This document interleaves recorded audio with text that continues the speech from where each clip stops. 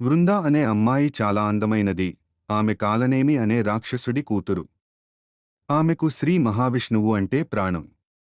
ఆయనకు పూజ చేయనిదే పక్షి గంగ అయినా ముట్టేది కాదు.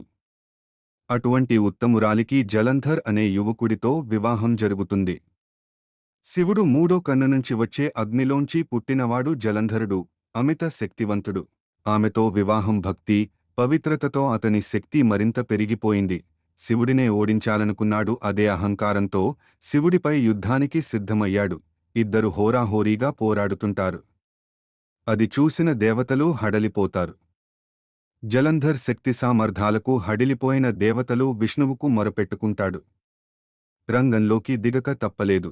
భక్తురాలి భర్తను ఎలా చంపాలి అని, కానీ తప్పదు.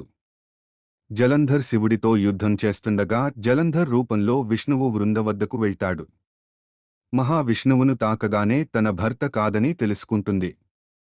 పాతివ్రత్యం భంగం కావటంతో జలంధర్ శక్తి సన్నగిల్లుతుంటుంది. తను ఆరాధించిన మహావిష్ణువే తనని మాయ చేశాడని బాధపడుతుంది.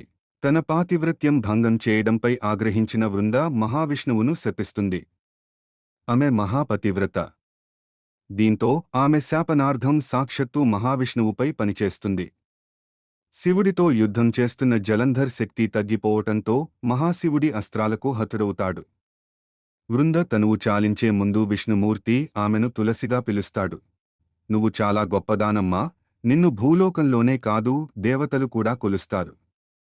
సౌభాగ్యాలను సిద్ధంగా గొప్పదానివిగా పూజలందుకుంటావని ఆశీర్వదిస్తాడు. ఇదే శ్రీ మహావిష్ణుమూర్తి భక్తురాలు తులసిగా మారిన కథ.